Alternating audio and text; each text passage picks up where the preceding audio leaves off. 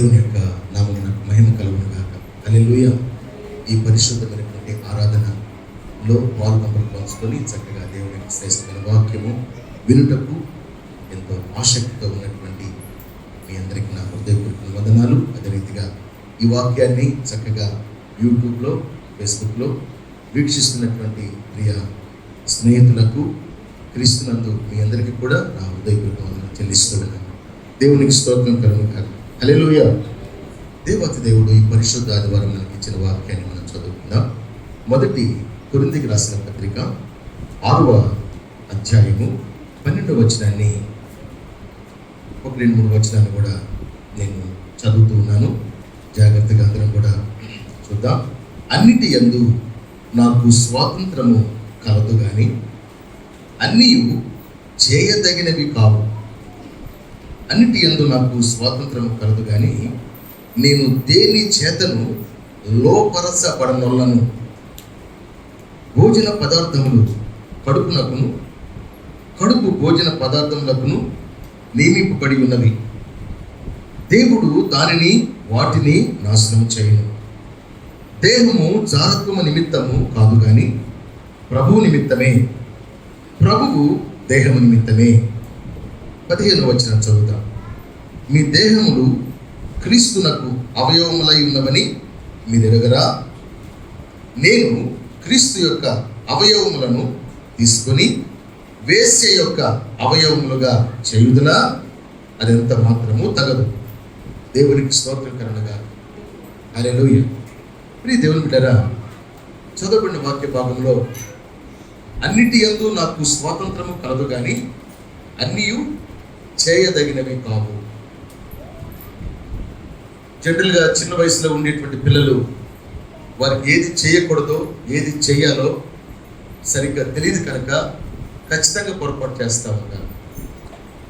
వద్దన్న పని చేస్తారు చిన్నపిల్లలు. ఎందుకంటే సరిగా వారికి తెలియదు కనుక, అనుభవం లేదు కనుక.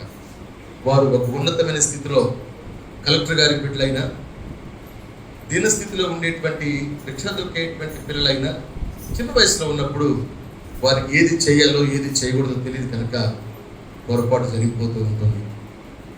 అయితే ఈ వాక్యం ఎవరికి అని అంటే, బాల్య వయసు దాటి బాధ్యతల వయసులోకి వచ్చినటువంటి పెద్దవారికి. దేవునికి స్తోత్రం కలుగునుగాక. ఇక్కడ మనమంతా కూడా పెద్ద వయసులోనే ఉన్నాము.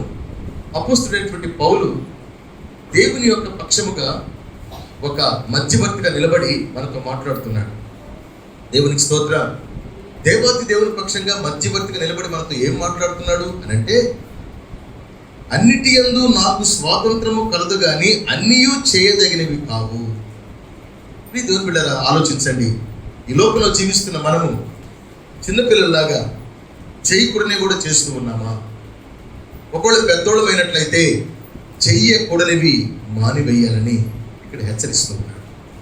దానివల్ల ఏం కలుగుతుంది మన విశ్వాస జీవితాల్లో అంటే, దేవాతి దేవుని యొక్క పక్షముగా మాట్లాడిన అపోస్తుడైన పౌలు మాటను మనం తీసుకొని, ఇదిగో దేవా, నా అనుదిన విశ్వాస జీవితంలో, నా అనుదిన వ్యాపార జీవితంలో, వ్యాపార స్థలంలో, నా యొక్క ఇంట్లో, నా బాధ్యతల్లో, నా ప్రతి ఆలోచనలో, అభివృద్ధిలో, పడిపోయిన స్థితిలో, ఒంటరి స్థితిలో, దీన స్థితిలో నీ సహాయం నాకు కావాలి ప్రభా అని నేను చేయకూడనివి చేసినందున నీ కృప, నీ ప్రేమ, నీ దయ, నీ ఆలోచన నాకు దూరమైంది అని నేను గ్రహించి ఇక నుండి నేను చేయవలసినవే చేస్తూ ఉంటానని నీతో తీర్మానం చేసుకున్నాను ప్రభువా అని ఎవరైతే ప్రభుతో తీర్మానం చేసుకొని వ్యాపారమందు, కుటుంబం యందు, ఉద్యోగమందు, ఒంటరితనమందు, బాధ యందు, దుఃఖము యందు, అనారోగ్యం యందు ఎవరైతే ప్రభు యొక్క సహాయం కోరుతారో అప్పుడు ప్రియ దేవుని బిడ్డలారా, ప్రభు నిన్ను దర్శించి నీకుండేటువంటి పడగొట్టబడినటువంటి స్థితిలో నీవు పడిపోయిన వానివిగా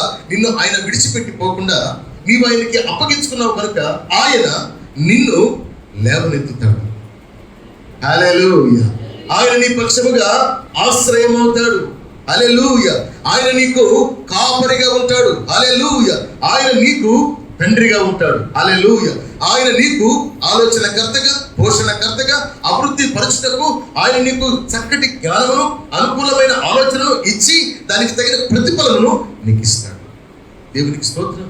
దేవాతి దేవుడు ఎప్పుడైతే అలా ఇస్తాడు అని నీవు సమృద్ధిగా విశ్వసించి చెయ్యవలసినవి మాత్రం చేస్తూ చెయ్యకూడనివి విడిచిపెట్టగలిగితే ఆ రోజు నుండే దేవుడు నీ పేరును, నిన్ను ఆయన తన యొక్క రెక్కల చాటున దాచుకుంటాడు. దేవునికి స్తోత్రం కనుక హల్లెలూయా, హల్లెలూయా. ప్రియ దేవుని బిడ్డలారా, మనము హృదయాన్ని శుభ్రం చేసుకోవాలి. ఈ వాక్య ప్రకారంగా మన అభివృద్ధిలో మనం ఎలా ఉన్నాం, ఓటమిలో ఎలా ఉన్నాం జ్ఞాపకం చేసుకోవాలి. లోకంలో అనేకులు మనం చూస్తూ ఉన్నాం. ఆ చూస్తున్నటువంటి మన కళ్ళకు కనబడుతున్న వాళ్ళ జీవితాలు ఎలా ఉన్నాయి? జయ జీవితంగా ఉన్నాయా? గణనీయంగా ఉన్నాయా? మేలుతో వర్ధిల్లుతున్నాయా? సంతోషముతో, సమాధానంతో దీవెనకరంగా ఉన్నాయా? చూసి ఒకవేళ నీ కళ్ళకు అలాంటి సంతోషము, అభివృద్ధి, వర్ధిల్లే స్థితి ఒకవేళ ఇతరుల్లో కనబడితే ఆ స్థితి నాకు కావాలని కోరుకో. ఒకవేళ ఆ స్థితి ఇతరులలో నీ కళ్ళకు కనబడకపోతే ఆ కనబడనటువంటి స్థితిని బట్టి నీవు జాగ్రత్త చేసుకో. చాలా మంది ఎందుకు సమస్యలు పాలవుతారో తెలుసా? చాలా మంది ఎందుకు వేదన పాలవుతారో తెలుసా? చాలా మంది ఎందుకు శోధన పాలవుతారో తెలుసా? చాలా మంది ఎందుకు జారిపోతారో, విడవబడతారో, సొంత కుటుంబ సభ్యులకే అసహించుకునే వారిగా మారిపోతారో తెలుసా? చేయకూడనివి చేస్తున్నారు గనుక. దేవునికి స్తోత్రం. చేయకూడనివి చేస్తే దేవుడు నచ్చడు. చేయకూడనివి చేస్తే స్నేహితుడు ఒకవేళ నచ్చుతాడేమో కానీ ఒకరోజు వాడి జీవితం బాగుపడాలని, వీడి జీవితం ఇంతే, వీడితో ఉంటే నా జీవితం అంతేని నిన్ను విడిచిపెట్టి పోతాడు కొంతకాలం స్నేహం చేసిన. చేయకూడనివి చేస్తే ఈ లోకంలో మనల్ని పైకి మాటగా పలకరిస్తారేమో కానీ హృదయంలో వీళ్ళు దౌర్భాగ్యులు అనేటువంటి ఆలోచన వారి హృదయంలో పుడుతుంది. నా ప్రియమైన దేవుడా, చేయకూడదు చేస్తే కుటుంబంలో ఒకవేళ మంచి ఆహారాన్ని నీకు పెట్టి ప్రేమగా పలకరిస్తారేమో కానీ వాళ్ళ హృదయంలో నీ మీద ఒక భారం ఉంటుంది. దేవునికి, స్నేహితునికి, లోకమునకు, కుటుంబ సభ్యులకు మనము బాధగా ఉండకుండా ఉండాలంటే ప్రియదేవుడా చెయ్యవలసినవే మనం చెయ్యాలి. ఆమె చెప్దాం హల్లెలూయా. చిన్న బిడ్డలు కూడా వారి చదువులో, వ్యాపారస్తులు వ్యాపారంలో, ఉద్యోగస్తులు ఉద్యోగంలో, విశ్వాసులు విశ్వాసమైనటువంటి పరిశుద్ధమైనటువంటి జీవితంలో, అవిశ్వాసులుగా ఉండి ఇంకా బాప్తిసం పొందకుండా, రక్షణ పొందకుండా ఉండేటువంటి వారు నాలో ఎందుకు ఈ లోపం పనిచేస్తుందో నాకు అర్థమైపోయింది కనుక ఈ లోపాన్ని నేను సరిచేసుకుంటా దేవునికి సమర్పించుకొని అనుకున్న ఒక తీర్మానం చేసుకొని మీరు చేయవలసింది చేసేవారిగా మీరు జాగ్రత్త పడిన ఎడల దేవాతి దేవుడు మిమ్మల్ని తన బలిష్టమైన రెక్కల చాటున దాస్తాడు. ఆమేన్. దేవుడు అంటే మనల్ని కాపాడగలిగిన వాడు అర్థం. దేవుడు అంటే ఆయన్ని ఆశ్రయించిన వారిని ఎప్పుడు కూడా విడిచిపెట్టేవాడు కాదు అని అర్థం. దేవుడు అంటే ముదిమి వచ్చు వరకు చంక పెట్టువాడు అని అర్థం. దేవుడు అంటే నీ అవసరాల స్థితిలో, విడవబడిన స్థితిలో ఆయన నీకు తోడై ఉండి నీ ప్రతి అవసరత అక్కర ఆయన మీద మోపుకొని నీకు సమాధానము, శాంతి, నెమ్మది, నీకు జయము కలుగు చేసేవాడు అని అర్థం. దేవునికి స్తోత్రం కలుగుగాక. ఈ లోకంలో జీవిస్తున్న మనము చేయకూడదు చేస్తున్నామా, చేయాల్సిన చేస్తున్నామా జ్ఞాపకం చేసుకొని ఒకవేళ మనము రాంగ్ స్టెప్లో ఉన్నట్లయితే, ఒకవేళ మన అడుగులు తప్పటి అడుగుల్లో ఉన్నట్లయితే మనల్ని మనము కొద్దిగా జాగ్రత్తగా అడుగులు వేసేవారిగా ఈ వాక్యమును మనం ఆధారం చేసుకొని, నడవలేని వాళ్ళు కర్ర పోటీ చేసుకుని నడిచినట్టుగా ఈ వాక్యమును ఆధారం చేసుకొని, ఇదిగో నా హృదయాన్ని, నా కుటుంబాన్ని, నా అభివృద్ధిని, నా విశ్వాసతను, నా ప్రయాసను నిర్వీర్యం చేస్తున్నా, నీరు కారుస్తున్నా ఈ స్థితిని నేను ఓడించటకు ఈ వాక్యం అనే కర్రను పట్టుకుంటున్నాను. ఆమేన్. ఎప్పుడైతే ఈ వాక్యము అనే కర్రను పట్టుకోవాలని తీర్మానం చేసుకొని పట్టుకొని నడుచుటకు నీవు ప్రయాసపడతావో దేవాతి దేవుడు ఆ వాక్యముతో నీకు జయ జీవితం ఇస్తాడు. ఆమేన్. ప్రభు పరిశుద్ధ గ్రంథంలో మాట్లాడాడు, ఈ లోకములో సూర్యుడైన, చంద్రుడైన, భూమి అయినా, సముద్రాలైనా లయమైపోతాయేమో కానీ నా మాటలు ఎప్పటికీ లయము కావు. ఆమేన్. నా మాటలు స్థిరమైనవి. ఆమేన్. నా మాటలు బలమైనవి. ఆమేన్. నా మాటలు పడిపోయినటువంటి స్థితిలో ఉండేటువంటి వారిని మరలా నిలబెట్టేటువంటివి. ఆమేన్. ఈ విశ్వాస జీవితంలో ఏది నీ హృదయానికి వేదనగా ఉందో వాక్యమును ఆధారం చేసుకొని, ఒకవేళ కుటుంబంలో పాత అలవాట్ల ప్రకారంగా, వ్యాపారంలో, ఉద్యోగంలో, స్నేహితుల మధ్యలో పాత అలవాట్ల ప్రకారంగా మనం ఉన్నట్లయితే ఈ వాక్యం నిన్ను స్థిరపరచలేదు. పాత అలవాట్ల నుంచి నువ్వు బయటకు వచ్చి వాక్యానుసరంగా జీవించటకు ఒక తీర్మానం చేసుకొని కష్టపడి వాక్యానుసరంగా జీవించటకు ఒక వారం, 2 వారాలు, 3 వారాలు, 4 వారాలు, 2వ నెల, 3వ నెల అలా ప్రభువును వెంబడిస్తే నీ పరిస్థితి మారిపోతుంది. ఒక ఇల్లు కట్టేటప్పుడు నా ప్రియమైన దేవుని బిడ్డలారా, ఆ ముగ్గు మోసి దారాలు కట్టి ఆ యొక్క శంకుస్థాపన చేసినప్పుడు ఆ ఇల్లు కంప్లీట్గా అయిపోయిన తర్వాత ఎంత అందంగా ఉంటుందో ఆ అందం కనబడదండి. స్టార్టింగ్లో ఏదో ముగ్గు పోసి దారులు కట్టి కర్రలు నాటినట్టు ఉంటుందండి. ఒక నెల అయ్యేటప్పటికి కింద గ్రౌండ్ లెవెల్ బేస్మెంట్ అంతా కూడా క్లియర్ అయిపోయిన తర్వాత ఒక 4 feet 5 feet లేసినాక కొంచెం ఇల్లు ఇలా ఉంటుంది అనిపిస్తుంది. ఇంకొక నెల అయిన తర్వాత స్లాబ్ వేసేస్తారు. ఇంకొక నెల అయిన తర్వాత పెయింట్లు వేస్తారు. ఇంకొక నెల అయిన తర్వాత మొత్తం కరెంట్ గిరెంట్ బిగించేసి మొత్తం రెడీ అయిపోద్ది. గృహప్రవేశం చేసేటప్పుడు చూస్తే ముగ్గు పోసినప్పుడు ఉన్నటువంటి స్టైల్ విధానము, కంప్లీట్ అయిన తర్వాత ఉండేటువంటి విధానము అసలు పోలికే ఉంటుందండి. దేవునికి స్తోత్రం. ఈ లోకంలో జీవిస్తున్న మనము వాక్యమును ఆధారముగా చేసుకుని ఈ లోకంలో జీవిస్తున్న మనము పడిపోయిన స్థితిలో ఉండేటువంటి మనము ఇక నా జీవితం ఇంతే, ఎవరు కూడా నన్ను సహాయం చేసేవారు లేరు, ఎవరు కూడా నన్ను బలపరిచేవారు లేరు, ఎవరు కూడా నా పక్షంగా ఆలోచించేవారు లేరు అని అనుకోక ఒక్కసారి వాక్యము చేత నిన్ను నీవు భద్రపరుచుకో. ఎప్పుడైతే అలా ఉంటామో దేవుడు అద్భుతమైన కార్యం చేస్తాడు. ఇక్కడ ఒక మాట అన్నాడు 13వ వచనంలో, భోజనము కడుపునకును కడుపు భోజనమునకును నియమింపబడి ఉన్నవి, వీటిని దేవుడు నాశనం చేయడు. ఒక రోజున భూమి ఫలించదు, ఒక రోజున మనుషుని యొక్క మనుగడ భూమి మీద ఉండదు. మరి ఏం జరగబోతుంది? ఆయన యొక్క బిడ్డలైనటువంటి మనము ఆయన వాక్యమును ఆధారం చేసుకుని ఈ లోకంలో ఉండేటువంటి శరీర జీవితంలో చేయకూడనివి చేయకుండా మానేసి ఆయనకి ప్రతిష్ఠించుకొని జీవించినందుకు ఆయన నూతన భూమి నూతన ఆకాశమును సృజించి అక్కడ నిన్ను పెట్టి అక్కడ మరణం లేనివానిగా నిన్ను స్థిరపరచబోతున్నాడు. దేవునికి స్తోత్రం. ఆదామును అవ్వను చేసినప్పుడు దేవుడు వీరు త్వరగా మరణించి ఏదైనా తోట నుంచి సాతాను ద్వారా వీరు దొంగిలించబడి పారిపోవాలని చేయలేదండి. వాళ్ళు స్థిరముగా మరణం లేని వారిగా ఉండాలని చేశాడు. కానీ అక్కడ ఉండేటువంటి ఆదాము అవ్వ దేవుని యొక్క బిడ్డలని దేవుని యొక్క కృప చేత వారు అభివృద్ధి పొంది వారు ఫలించి విస్తరించి భూలోకమంతా దేవునికి మహిమ కలిగించే స్థితిలో మారిపోతుందని, ఇలాంటిది కాకూడదు. వీరికంటే మొట్టమొదట నేను చేయబడ్డాను, నన్ను దేవుడు భూమి మీద త్రోసివేశాడు. త్రోసివేసిన తర్వాత భూమి మీద స్వతంత్రుడిగా నన్ను ఉండనివ్వకుండా భూమి మీద మట్టిని తీసి మట్టికి జీవము పోసి మనిషిని చేశాడు. ఈ మనిషిని నాకంటే ఎక్కువ ప్రేమిస్తున్నాడు. ముందుగా నన్ను చేసి నాకంటే తర్వాత చేయబడినటువంటి మనిషిని ప్రేమిస్తున్నాడు. కనుక నేను ఈ మనిషిని దేవుణ్ణి ఆరాధించనివ్వకుండా, ఈ మనిషిని ప్రార్థన చేయకుండా, దేవుని యొక్క దీవెనలు పొందకుండా ఈ మనిషిని నేను దోచుకోవాలి అని చాలా మందిని నాశనం చేసేస్తున్నాడు. నా ప్రియమైన దేవుని బిడ్డలారా, ఈ యొక్క కరోనా అనేటువంటి భయంకరమైన పరిస్థితిలో చాలా మంది రోగమును చూసి మరణములను చూసి బలహీనమైన పరిస్థితిని చూసి కన్నీటిలో ఉండే అనేక దేశాలను కుటుంబాలను చూసి నా కుటుంబాన్ని కాపాడయ్యా, నా దేశం కాపాడయ్యా, మేము ఒకవేళ మరణించాల్సి వస్తే నా ప్రభువా నీకు మహిమకరముగా ఈ లోకంలో మరణించి మేము నీ పరలోక సన్నిధిలోనికి వచ్చి నీవు సృజిస్తున్న నూతన భూమి నూతన ఆకాశంలో మరణం లేని వారిగా జీవించాలి ప్రభువా అని ప్రార్థన చేసేవాడు కొంతమంది ఉంటే, కొంతమంది అయితే ప్రార్థనలన్నీ కూడా మానేసుకొని లోక సంబంధమైనటువంటి పార్టీలు, విందులు, విలాసాలు, సంపాదన, మోసము, శరీర క్రియలు వాటికి జారిపోతున్నారండి. ప్రియ దేవుని బిడ్డలారా, దీనికి కారణం ఎవరో తెలుసా? సాతానుడు. ఎవరండి? సాతానుడు అనంటే వాడికి ఇంకా ఉన్నతమైనటువంటి విలువైనటువంటి అమూల్యమైన పేర్లు కూడా ఉన్నాయి. భూమి మీదకి రాక మునుపు తేజో నక్షత్రం, వేకువ చుక్క, ప్రధాన దూత.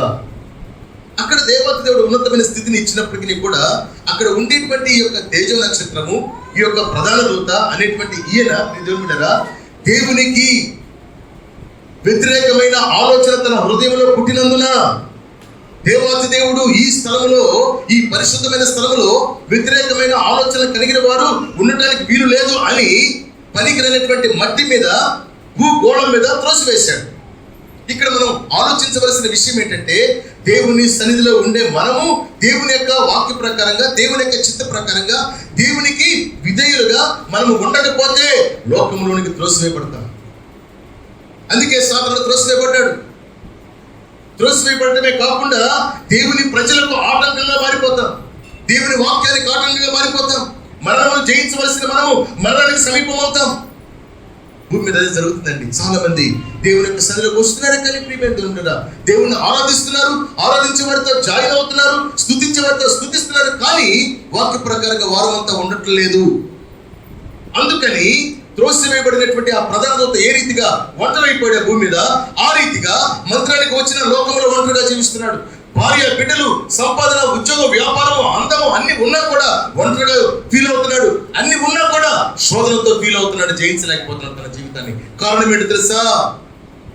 దేవుని యొక్క ఆజ్ఞ ప్రకారంగా జీవించవలసిన మనము జీవించట్లేదు కనుక. అక్కడ సాతాను కూడా పడవేయబడడానికి కారణం ఏంటి తెలుసా?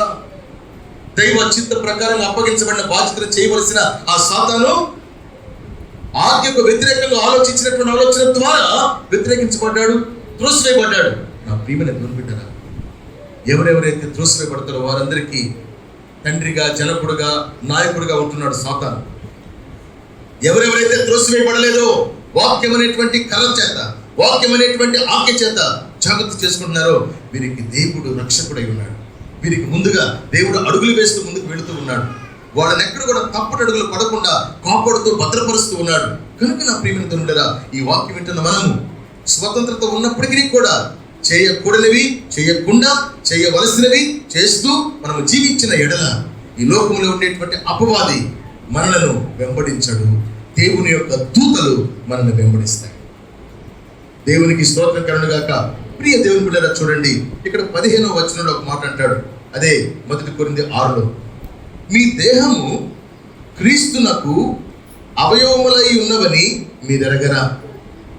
మన దేహం అంట క్రీస్తునకు అవయవములై ఉన్నాయంట. ఈ దేహంలో ఎన్ని అవయవాలు ఉన్నాయి మనం ఒకసారి కూర్చొని లెక్కేసుకుంటే చాలా ఐటమ్స్ వస్తాయండి. ప్రభు అంటున్నాడు, మీ దేహము నాకు అవయవం అని అంటాడు. అంటే నా ప్రియమైన దేవుని బిడ్డలారా, ఇక్కడ చెప్పిన మాట ఏంటంటే అవయవాలు ఎన్ని ఉన్నా కూడా ఒక దేహంలో ఇమిడి ఉంటాయి. అవయవాలు ఎన్ని ఉన్నా కూడా ఒక దేహంలో ఇమిడి ఉంటాయి. మన చెయ్యి కాలులాగా పని చేయకపోయి ఉండొచ్చు. కాలు మనిషి అంతటి నడిపిస్తుంది, ముందుకు దూరంగా ప్రయాణం చేస్తుంది. కానీ చెయ్యి చేయిస్తుందా? కాదు. ప్రయాణం చేసే ఈ యొక్క శరీరానికి ఆరోగ్యాన్ని, ఆహారాన్ని ఇచ్చుటకు ఆహారం అందించేటువంటి ఒక వస్తువుగా, ఒక సహకారిగా చేయి ఉపయోగపడుతుంది. కాలు పని కాలుదే, చేయి పని చేయదే. అయితే కాలు లేకుండా మనం జీవించగలమా? ఒకవేళ చేయి లేకుండా జీవించగలమా? అన్నీ కావాల్సిందే. దేవుని స్తోత్రం. ఈ లోకంలో జీవిస్తున్న మనము యేసు క్రీస్తు యొక్క దేహంలో అవయవాలమని మనం గుర్తిరిగి జీవించాలి. ఈ సంఘంలో ఉండేటువంటి ఏ ఒక్క వ్యక్తి కూడా, ఆరాధనకు మానేసిన ఏ ఒక్క వ్యక్తి కూడా ఒక రోజున పాత జీవితానికి, పాప జీవితానికి ఆకర్షితులైన అవయవము బాగలేకపోతే దేహం అంతా నీరసం వస్తుంది. ఒకసారి నాకు ఈ యొక్క చిటికిన వేళలో పనిచేస్తూ ఉన్నప్పుడు ఒక చెట్టుతో లోపలికి పేడు ఇరుక్కుపోయిందండి. ఇరిగిపోయింది. దాన్ని తీటి వెళ్ళ అర్థం కాలేదు, అలా ఆగిపోయింది. డైలీ అక్కడ తగిలితే నా వేలు ప్రాణం పోయేది. అయితే ప్రార్థన చేసుకున్నా, దేవా ఆ పేడు బయటకు తీయటానికి హాస్పిటల్కి వెళ్తే మళ్ళీ అక్కడ కోస్తాడు. నేను అంత ధైర్యం లేదు, నాకు చూపించుకున్న ధైర్యం లేదు. ఎవరికైనా ఆపరేషన్ అంటే భయం కదండి. ఎందుకు ప్రభా ఇచ్చినది? నీవు నా దేవుడు కదా, నేను నీ దాసుని కదా. ఇది ఏదో ఒక రీతిగా తీసుకునేటువంటి ఆ యొక్క ఆలోచన, ఆ యొక్క జ్ఞానం నాకు దయచేసి దాన్ని నేను తీసేసుకోవాలి ప్రభా అని ప్రార్థన చేసుకున్నాను. నీ దేవుని బిడ్డరా, ఒక్క రోజు అయిందండి. 2వ రోజు ఉదయాన్ని ఇట్లా అంటూ ఉంటే గోరు ఎదిగింది కదండి. ఆ ఎదుగుతున్న గోరు దాన్ని కూడా లాక్కొని ముందుకు తీసుకొచ్చింది. కొంచెం గోర్లు ఎదుగుతుంటాయి మనకు డైలీ, ప్రతిరోజు. ఆ ఎదుగుతున్నటువంటి గోరు లోపల భాగం ఉండేటువంటి అది కూడా గోరుతో పాటు కొంచెం ముందుకు వస్తే ఎంత ఆనందం వేసిందో. దాన్ని జాగ్రత్తగా పట్టుకొని నిదానంగా లాగితే నొప్పేస్తుంది, కబిక్కి లాగేస్తుంది, వచ్చేసింది బయట. కొంచెం బ్లడ్ పోయింది, కానీ ఆపరేషన్ నేనే చేసేస్తున్నా. ఎంతో ఆనందం వేసింది. ఆ రోజు నొప్పి ఉంది. 3వ రోజు నా ప్రియమైన దేవుడా, అసలు నేను చేసిన ప్రార్థనకు తగిన ప్రతిఫలం దేవుడు ఇచ్చాడు. 3వ రోజు ఆ నొప్పి లేదు, ఆ భయమే లేదు, ఆ దిగులే లేదు, హాస్పిటల్కి వెళ్ళాల్సిన అవసరమే లేదు. అట్లాగే మన జీవితంలో కొన్ని చొచ్చుకుపోయి ఉంటాయి. కొన్ని తీద్దామా వద్దా, వదిలేద్దామా వద్దా, విడిచిపెడదామా వద్దా, ఒప్పుకుందామా వద్దా, కొన్ని చొచ్చుకుపోయి ఉంటాయి. ఈ చొచ్చుకుపోయిన వాటిని ఎవరో తీరు, మనమే తీయాలి. పరిశుద్ధ గ్రంథంలో లేవి కాండంలో 44:22 ఒక మాట అంటాడు. ఏమంటాడు తెలుసా? నీ దేవుడినైన యెహోవాకు నేను పరిశుద్ధుడను కనుక మిమ్మల్ని మీరు పరిశుద్ధపరచుకొని అంటాడు. మిమ్మల్ని మీరు పరిశుద్ధపరచుకున్న తర్వాత దాని తర్వాత నేను పరిశుద్ధపరుస్తున్నా రక్తంతో. దేవాతి దేవుడు ఒక వ్యక్తిని తన పవిత్రమైన రక్తంతో శుద్ధీకరించాలంటే ముందు ఒక వ్యక్తి తనకు తానుగా నేను అపవిత్రుడను, నేను పరిశుద్ధపరచబడాలి అనేటువంటి ఆలోచన కలగాలి. ఎప్పుడైతే ఈ ఆలోచన ఒక వ్యక్తి కలుగుతుందో అప్పుడు దేవాతి దేవుడు ఆ వ్యక్తిని ప్రేమించడం స్టార్ట్ చేస్తాడు. ఒక వ్యక్తి నేను పరిశుద్ధుణ్ణి, నేను మంచి జ్ఞానవంతుణ్ణి, నాలో ఏ మార్పు లేదు, నేనంతా పర్ఫెక్ట్, వెల్ పర్ఫెక్ట్, నాలో ఏ కొరత లేదు, లోటు లేదు, ఈ లోకంలో ఉండే వాళ్ళందరూ కూడా పనికి మాలినోళ్ళు, నేను నెంబర్ 1 అనుకుంటే ప్రియదేవుని బిడ్డరా, సాతానుడు ఆ వ్యక్తిలో బాగా స్థిరపడి బాగా వాడుకుంటాడు. ప్రియదేవుని బిడ్డరా, మొన్న ఒక వీడియో క్లిప్పింగ్ నేను చూస్తూ ఉంటే నాకు ఆశ్చర్యం కలిగింది. చర్చికి వెళ్ళి ఆరాధించారు. ఆరాధించిన తర్వాత వాళ్ళంతా కూడా ఇంటికి వెళ్ళి ఫోన్ చేసుకొని ఫ్యామిలీగా 4 విశ్వాసులతో ఒక ఫ్యామిలీకి వెళ్ళి ఒక ఇంట్లో ఫోన్ చేసుకున్నారు. ఫోన్ చేసుకున్న తర్వాత వీళ్ళంతా సరదాగా బయటకు వచ్చారు. బయటకు వచ్చిన తర్వాత వీళ్ళంతా కలిసి డ్రింక్ చేస్తున్నారు, మందు తాగుతున్నారు రౌండ్ పెట్టుకొని.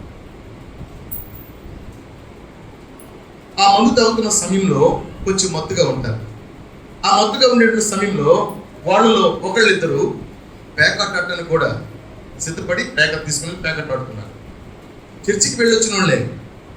వాళ్ళలో 3 బాప్తిసం తీసుకున్నారు. ఒక 6 మొత్తం 9 మంది బ్యాచ్. 6 చర్చికి వెళ్తాక ఇంకా బాప్తిసం తీసుకోవాలి. ఈ తీసుకున్నటువంటి వాళ్ళు ఈ 3తో కలిసి సరదాగా టైం పాస్ చేద్దాం బయటకు వెళ్ళారు. ఏం టైం పాస్ అంటే ఏం లేదు సరదాగా అంతే అని చెప్పి అందరూ సరదాగా అంటే చాలా మంది గ్రూప్లో కూర్చొని ప్యాకెట్ ఆడుకోవడం రావడం చేస్తుంటే ఈ బాప్తిసం తీసుకున్న 3కి కొంచెం అసహ్యం అనిపించిందంట. ఏంటి ఇలాంటి ప్లేస్కి వచ్చాను, ఇలాంటి ప్లేస్ నేను రాకూడదు కదా, నేను ప్రభువుని నమ్ముకొని బాప్తిసం తీసుకున్నాను కదా, నేను కొత్తగా వచ్చిన ఈ విశ్వాసులతో ఇంత డీప్ అయిపోయానండి, ఇప్పుడు వీడితో నేను ఆడాలనా, వీడితో నేను కూర్చొని తాగాలనా అనే ఆలోచనకు వచ్చారు. ఈలోపే ప్రియదేవుని బిడ్డరా, 1/2 గంట అరగంట వెళ్ళిపోదామని ఆడుకుంటూ ఉన్నారు. ఒక అరగంట అయిపోయింది, 30 గంట అయింది, గంట అయింది. ఈలోపు ఒక లారీకి 2 ఫ్రంట్ వీల్స్ మధ్యలో ఉండే ఇరుసు ఇరిగిపోయి ఆ లారీ వచ్చి కొట్టగా 9 మంది చనిపోయారు. స్పాట్ 9 మంది చనిపోయారండి. ఒక్కళ్ళ బతుకలు. లారీ డ్రైవర్కి తల దెబ్బ తగిలితే ఆయన్ని అంబులెన్స్ తీసుకెళ్లారు. వీళ్ళంతా కూడా మరణించారు. కొన్ని చేయవలసినవి ఉన్నాయి, కొన్ని చేయకూడని ఉన్నాయి. విశ్వాసాలు ఆమె అన్నీ చేయతగినవి కావు, అన్నీ చేయతగినవి కావు, కొన్ని చేయాలి. మనం దేవునికి స్తోత్రం చెప్పండి, ఆమేన్ చెప్పండి. అన్నీ చేయకూడదు, కొన్ని చేయాలి. ఎప్పుడైతే చేస్తామో నీ సహవాసంలో నీవు దీవెనకరంగా ఉంటావు. ఎప్పుడైతే చేయవలసినవి చేస్తావో నీవు కుటుంబంలో దీవెనకరంగా ఉంటావు. ఎప్పుడైతే చేయవలసినవి చేస్తావో వ్యాపారంలో దీవెనకరంగా ఉంటావు. ఎప్పుడైతే చేయాల్సినవి చేస్తావో చేయకుండా మానేస్తావో నీ కుటుంబానికి, నీ బిడ్డలకు, నీ యొక్క కన్న తల్లిదండ్రులకు, నీ అత్తమామలకు, కన్నటువంటి బిడ్డలకు, సంఘానికి, సమాజానికి దేవుడిచ్చిన 78-80 సంవత్సరాల ఆయుష్కు నీవు న్యాయంగా జీవిస్తావు. దేవునికి స్తోత్రం కలుగును గాక. అందుకే మీ దేహము క్రీస్తునకు అవయవములై ఉన్నాయి. మన చేతులు దేనికి ఉపయోగించాలండి? కష్టపడి సంపాదించాలి. కష్టమైనటువంటి సంపాదన యథార్థమైన 10వ భాగము కానుక ప్రభువు సమర్పించాలి. ఈ కష్టంతో నీ కుటుంబాన్ని పోషించాలి. నీవెక్కడ అప్పు ఉన్న అప్పు కట్టివేయాలి. అప్పు చేయకుండా ఈ కష్టాన్ని ఎక్కువ పెంచుకోవాలి. ఒకవేళ చాలకపోతే నన్ను దీవించు ప్రభా, నన్ను దీవించు ప్రభా, నేను ఎక్కడ చేయి సాచే స్థితిలో ఉంచదు ప్రభా, సాచబడిన చేతులకు సహాయం చేసే స్థితిలో నన్ను ఉంచు ప్రభా, నన్ను సమృద్ధిగా నింపు ప్రభా అని నీవు ప్రార్థన చేయాలి. చాలకపోతే నీ సంపాదన ఇష్టానుసారంగా చేసుకుని వీల్లేదు. ఎందుకంటే ప్రభు అన్నాడు, నీవు నీ సొత్తు కాదు, విలువైనటువంటి నా రక్తము చేత కొనబడిన నా సొత్తు, నీవు అనుభవిస్తున్నటువంటి జీవితము నేను ఇచ్చినటువంటి కృపావరమే, నీకు ఇచ్చినటువంటి సమస్తము నేను ఇచ్చిన ఉచితమైనటువంటి భాగ్యమే, కనుక నా మాట లక్ష్య పెట్టు అని అంటాడు దేవుడు. దేవునికి స్తోత్రం కలుగుగాక. నా ప్రియమైన దేవుని బిడ్డలు చూడండి, ఇక్కడ 18వ వచనంలో ఒక మాట అంటాడు, జారత్వమునకు దూరముగా పారిపోవుడి అని అంటాడు. జారత్వం అంటే ఏంటండి? ఏదైతే నిన్ను మరలా పాత స్థితిలోకి తీసుకుని వెళ్ళి విసిరి పారవేస్తుందో దానికి నీవు దూరంగా పారిపోవాలంట. అక్కడ స్నేహితుడై ఉండొచ్చు, కుటుంబ సభ్యుడై ఉండొచ్చు, నీ యొక్క సొంత తల్లి కడుపులో పుట్టిన అన్న తమ్ముడు కావచ్చు. ఎక్కడైతే నీవు జాగ్రత్త పడిన తర్వాత మరలా నిన్ను నాశనంలో నడిపించేటువంటి వారిని ఎదుట ఉంటారో ఆ ఉన్నటువంటి వ్యక్తులలో కుటుంబ సభ్యులు కావచ్చు, బంధువు కావచ్చు, స్నేహితుడు కావచ్చు, పొరుగువాడు కావచ్చు, ఎవరైనా కావచ్చు, అక్కడ నీవు సహకరించడానికి వీల్లేదు. హల్లెలూయా. సహకరించడం వీల్లేదు. అందుకే జారత్వమునకు దూరముగా పారిపోండి అని అంటాడు. ఇంకా ఏమంటాడు 19వ వచనంలో, మీ దేహము దేవుని వలన మీకు అనుగ్రహింపబడి ఉన్నది. మనము చక్కగా కుటుంబంతో ఎంజాయ్ చేస్తున్నామంటే, సంపాదించి ఇల్లు కడుతున్నాం, స్థలం కొంటున్నామంటే, దేవునికి మహిమకరమైనటువంటి కృతజ్ఞత కూడిక పెట్టి దేవుడు నాకు మేలు చేసినందుకై ఈ రీతిగా దేవుడిని గణపరచగలుగుతున్నాను, దేవుడు నన్ను, నా కుటుంబాన్ని, నా కష్టాన్ని కనికరించి నేను ఈ లోకంలో నా ఒంటరి ప్రయాస ద్వారా ఓడిపోయిన వ్యక్తిగా కాకుండా నా ప్రయాస ద్వారా నేను స్థిరపడేటువంటి స్థితిని నాకు ఇచ్చాడు అనేటువంటి ధన్యకరమైన ధైర్యంతో కూడినటువంటి జయముతో కూడిన స్థితిని నీవు కలిగి ఉన్నట్లుగా గుర్తెరిగితే దేవాతి దేవుడు నీ నోటి మాట, నీ హృదయ ధ్యానము, నీ ప్రార్థన, నీ మోకంటి ప్రార్థన, నీ కన్నీటి ప్రార్థన, నీ విశ్వాసపు ప్రయాస, నీ ఉపవాస ప్రార్థన దేవుడు అంగీకరిస్తాడు. ఒకవేళ ఈ దేహము దేవుని వలన కాదు, నాకు నా ఇష్టం ఈ దేహంతో అనుకున్నట్లయితే, జారత్వమునకు దూరముగా పారిపోవలసిన మనము జారత్వమునకు సమీపంగా ఇష్టముగా దానికి మనము మోసగించబడి వ్యామోహించబడిన వారమై మనముగా జీవించినట్లయితే ఇక్కడ పెద్ద నష్టం జరుగుతుందని వాక్యం హెచ్చరిస్తూ ఉన్నాం ప్రియమైన దేవుని. అందుకే ఇక్కడ 11వ వచనంలో ఒక మాట అంటాడు. మొదటి కొరింథీయులకు రాసిన పత్రిక 6వ అధ్యాయంలో 11వ వచనంలో, మీలో కొందరు అట్టివారై ఉంటిరి గాని ప్రభువైన యేసు క్రీస్తు నామమును మన దేవుని ఆత్మయందును మీరు కడుగబడి పరిశుద్ధపరచబడిన వారై నీతిమంతులుగా తీర్చబడితే. ఈ చదువుకున్నటువంటి ఈ 11వ వచనంలో ఒక విశేషమైన కొన్ని మాటలు మనం గ్రహించినట్లయితే ప్రియ దేవుని బిడ్డలారా, ఇక్కడ మీలో కొందరు అట్టివారై ఉంటిరి. అట్టివారై ఉంటిరి అంటే అర్థం ఏంటండి? ఏవి చేయకూడదో చేస్తున్న వారిగా ఉండి నష్టానికి, కష్టానికి, శోధనకి పాలయ్యారు. ఇప్పుడు మీరు అట్టివారై ఉండక ఇట్టివారై ఉండమంటాడు. ఎట్టివారై ఉండమంటాడు అక్కడ రాశాడు చూడండి. ప్రభువైన యేసు క్రీస్తు నామమును మన దేవుని ఆత్మయందు కడుగబడిన వారే.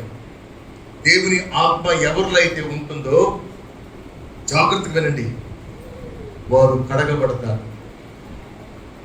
స్నానం చేయటం దేహ శుభ్రం, కడగబడటం హృదయ శుభ్రం. ఈ హృదయ శుభ్రమును మనం ఎలా ఆస్వాదించాలి? ఇప్పుడు చలికాలంలో వేడి నీళ్ళు వాడతాం, ఎండాకాలంలో చల్లీళ్ళు వాడతాం స్నానానికి.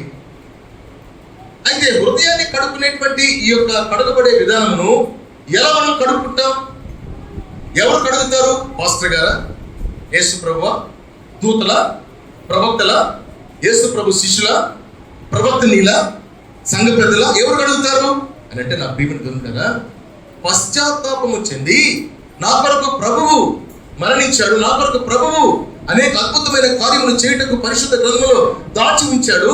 ఇవన్నీ కూడా నా జీవితంలో, నా కుటుంబంలో నేను బ్రతికున్నంత కాలం నేను చూడాలంటే ఆ యొక్క ప్రభువును నేను అంగీకరించాలని నీవు ఆయనను అంగీకరించి ఆయనకి అంగీకార యోగ్యము కానటువంటి అన్నిటిని కూడా విడిచిపెట్టి జీవించటకు నీవు సిద్ధపడటమే కడగబడుట.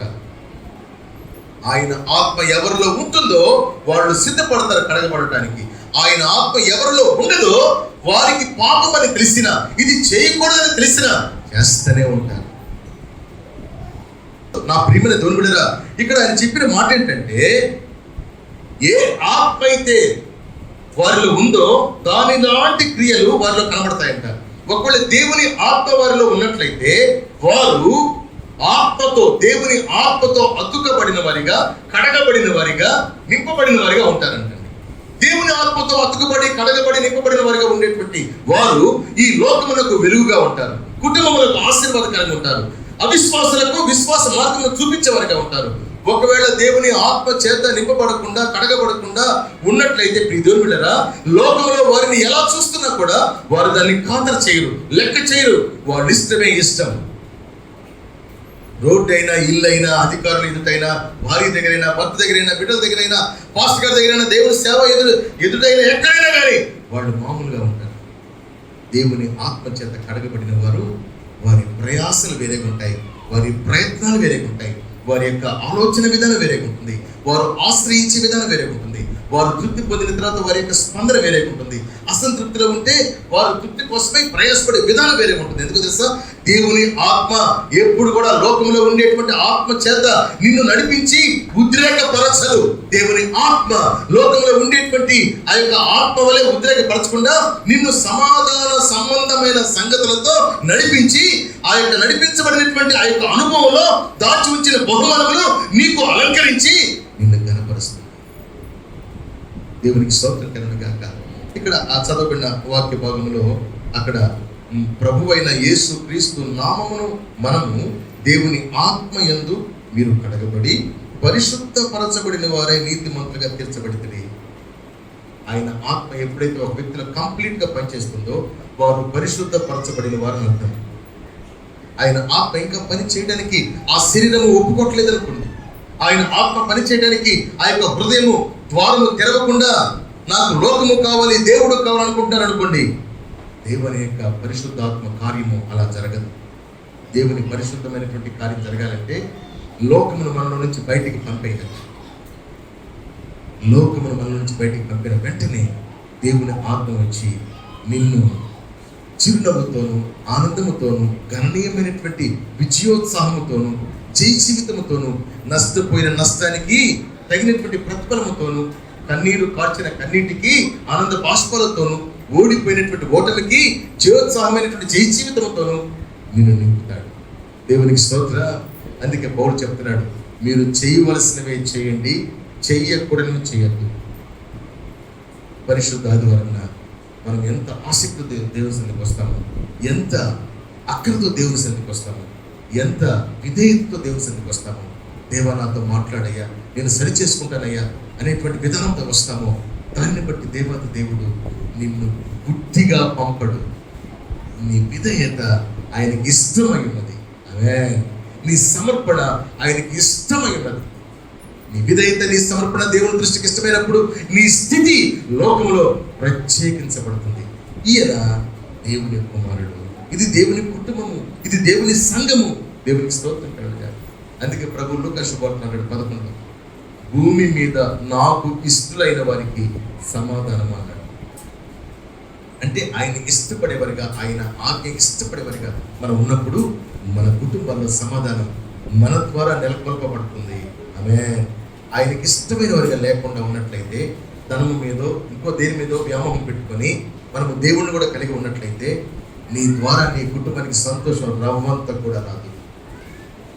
నీ ద్వారా కుటుంబం సంతోషం అనుభవించాలంటే పరిశుద్ధాత్మ చేత నీవు నింపబడి కడగబడి నీతిమంతునిగా తీర్చబడి ప్రత్యేకించబడిన వ్యక్తిగా ఉన్నట్లయితే దేవుని కార్యాలు నీ యొక్క ప్రతి అడుగు చాడలేదు, ప్రతి ప్రయాణము ప్రయాస యందు ప్రయత్నం యందు దేవుని కార్యం ప్రభు చేస్తాడు. దేవునికి స్తోత్రం. యేసుక్రీస్తు ప్రభు యొక్క చూపు జక్కయ్య మీద పెట్టినప్పుడు జక్కయ్య పవిత్రుడుగా మార్చబడి అబ్రహాము వంశంలో చేర్చబడ్డాడు. అంటే యేసుక్రీస్తు ప్రభు యొక్క చూపు ఒక వ్యక్తి జీవితాన్ని దీవెనకరంగా మార్చేసింది. యేసుక్రీస్తు ప్రభు యొక్క ఉమ్మి తీసి ఒక గుడ్డి వారికి పూస్తే మట్టిలో కలిపి ఆ గుడ్డివాడు కళ్ళు తెరిచి చూడగా తేటగా చూసి కళ్ళు సంపూర్ణంగా బాగైపోయినాయి. అంటే యేసుక్రీస్తు ఉమ్మి కూడా ఆశీర్వాదకరంగా మార్చబడింది. ఆమేన్. యేసుక్రీస్తు యొక్క వాక్కు చెప్పగా యాయిరు కుమార్తె ఇంట్లో చనిపోయి ఉంది. ఇక్కడ యాయిరు యొక్క తల్లి వచ్చి అడుగుతుంది, నా బిడ్డ బ్రతకాలని చెప్పినప్పుడు నీ కుమార్తె ఈ గడియలో బ్రతికి ఉన్నది వెళ్ళు అన్నప్పుడు వెంటనే ఇంటికి పరిగెత్తుకుని వెళ్ళగా ఆ యొక్క కుమార్తె సజీవులాగా కూర్చుందంట. దేవుని స్తోత్రం. అంటే యేసుక్రీస్తు ప్రభువు మాట కానీ, ఆయన భూమి కానీ, ఆయన స్పర్శ కానీ, ఆయన ఏదైనా కానీ ప్రజలకు ఆశీర్వాదకరంగా మారినట్లుగా ఆయన ఆత్మతో నింపబడినట్లయితే నీవు కూడా నీ యొక్క స్పర్శ, నీ మాట, నీ యొక్క బాధ్యత నీ కుటుంబానికి ఆశీర్వాదకరంగా మారుతుంది. ఆమేన్. నీ కుటుంబాన్ని భారం ఉండవు, దీవెనకరంగా ఉండవు. దేవుడు ఈ మాటలతో మన కుటుంబాన్ని, ఒకవేళ నిరుత్సాహంగా నిన్ను బట్టి నీ కుటుంబం ఉన్నా, ఒకవేళ నిరాశలో నిన్ను బట్టి నీ కుటుంబం ఉన్నా, ఒకవేళ కృంగుదలలో నిన్ను బట్టి నీ కుటుంబం ఉన్నా, ఒకవేళ ఐహిక విచారాలతో లోకంలో ఏదో జరుగుతుంది, నా కుటుంబంలో ఏం జరగట్లేదు, నేను ప్రార్థనకు వెళుతున్నాను, నేను ఆరాధనకు వెళుతున్నాను, నేను కానుక సమర్పిస్తూ ఉన్నాను, నేను దశమ భాగం ఇస్తూ ఉన్నాను, నేను ప్రార్థన చేస్తూ ఉన్నాను, కానీ నా జీవితంలో, నా కుటుంబంలో నేను చేసిన ప్రార్థన ద్వారా నిరాశలో నుంచి విడుదల పొందిన అనుభవం నేను చూడలేకపోతున్నాను. నిస్పృహలో నుంచి విడుదల పొందిన అనుభవం చూడలేకపోతున్నాను. ఆ యొక్క కృంగుదల నుంచి అభివృద్ధి చూడలేకపోతున్నాను అనేటువంటి ప్రశ్నార్థకమైన స్థితిలో నీవు ఉన్నట్లయితే ఈరోజు ఒక తీర్మానం చేసుకొని చేయాల్సినవి చేయుటకు విశ్వాసమనే నడుము బిగిద్దాం. చేయకూడనివి విడిచిపెట్టుటకు మనము సిద్ధపడతాం. దేవునికి స్తోత్రం కలుగునుగా. హల్లెలూయా. ఎప్పుడైతే అలాంటి వారిగా మనం సిద్ధపడతామో దేవుడు నిన్ను విడిచిపెట్టాడు.